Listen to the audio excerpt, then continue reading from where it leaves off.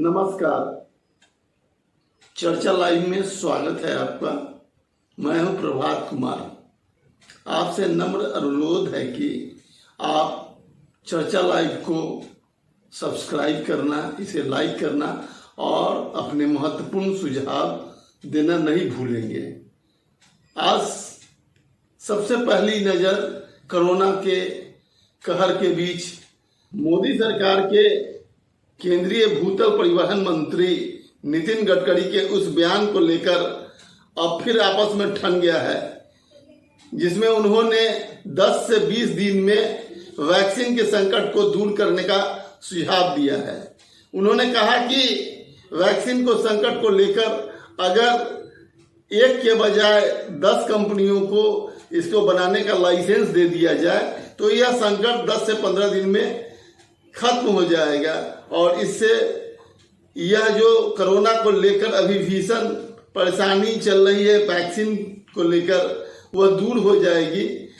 मालूम हो कि कोरोना का लहर अपने चरम पर है और वैक्सीन को लेकर सरकार की थू-थू हो रही है। सरकार काफ़ी परेशान है, विपक्ष भी इस मामले को लेकर उसे लगातार घेर रहा है। पूर्व प्रधानमंत्री मनमोहन सिंह और जयराम रमेश के बयान के बाद केंद्रीय मंत्री गडकरी का यह बयान मोदी को खल गया है। उन्होंने इसे तंज के रूप में देखा है और उन्होंने इसका तत्काल अपने केंद्रीय रसायन एवं उर्वरक मंत्री से इसका काट करा दिया है। उन्होंने कहा है कि सरकार 12 कंपनियों को यह कार्य करने के लिए बातचीत कर ली है और इस दिशा में पहल किया जा रहा है। सरकार के इस बयान के बाद अब नितिन गडकरी को बैकफुट पर आना पड़ा है और उन्होंने कहा है कि इसकी जानकारी मुझे नहीं थी, मैंने यह सुझाव सरकार के बेहतरी के लिए और इस वैक्सीन के संकट को देखते हुए दिया था। फिर भी प्रधानमंत्री ने गडकरी के इस बयान को एक तंज के रूप में लिया है। पीएम मोदी ने बिहार के होम आइसोलेशन ऐप की तारीफ की है। उन्होंने कहा है कि इसे राष्ट्रीय स्तर पर भी प्रयोग में लाया जाना चाहिए। इसमें कुछ सुधार कर पूरे देश में इसको लागू करने की जरूरत है। पीएम मोदी मंगलवार को पटना के डीएम चंद्रशेखर सिंह से वहां फैले कोरोना पर अंकुश और मरीजों के इलाज के लिए इस ऐप को किस तरह से प्रयोग में लाया गया इसके बारे में बातचीत कर रहे थे और उन्होंने इसके लिए उन्हें शाबाशी भी दी और कहा कि यह पूरे देश के लिए उपयोगी है।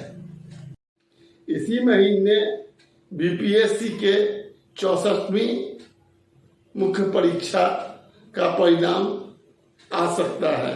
इसकी जानकारी सचिव ने दी है। मालूम हो कि 2018 में इसके लिए विज्ञापन छपा था, तब से यह परिणाम लगातार किन्हीं न किन्हीं कारणों से टलता रहा है। वैसे फरवरी माह में इसके लिए इंटरव्यू हुआ था और मेडिकल के बाद फाइनल रिजल्ट तैयार है, जिसका प्रकाशन कभी भी हो सकता है। उधर सीबीएसई की 10वीं परीक्षा के रिजल्ट का बेसब्री से छात्रों को इंतजार है, लेकिन यह लगातार टलते ही जा रहा है। इस महीने भी इसके आने की उम्मीद नहीं जताई जा रही है। अगले महीने को लेकर भी बच्चों में संशय बना हुआ है। वहीं सीबीएसई की 12वीं परीक्षा को लेकर अभी तक तस्वीर साफ नहीं हुई है। यह परीक्षा कैसे ली जाएगी, कब ली जाएगी और इस बारे में सरकार क्या निर्णय लेगा, इसको लेकर छात्र छात्राओं में असमंजस बना हुआ है। मुजफ्फरपुर में अपराधियों ने मौधौल के निकट 4 लेन निर्माण का कार्य रुकवा दिया है।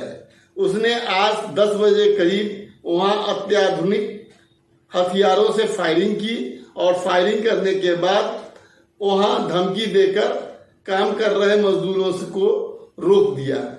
वह उस साइट पर काम कर रहे अधिकारियों को खोज रहे थे।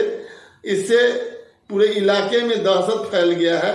मालूम है कि 4 लेन का काम कई महीने तो बंद था और अब फिर अपराधियों ने धावा बोलकर वहां काम को बंद कराया है और इससे फिर एक बार इसके निर्माण कार्य को बाधा आई है। लॉकडाउन में अपराधी भी बाज नहीं आ रहे हैं अपराध से, वह अनलॉक हैं।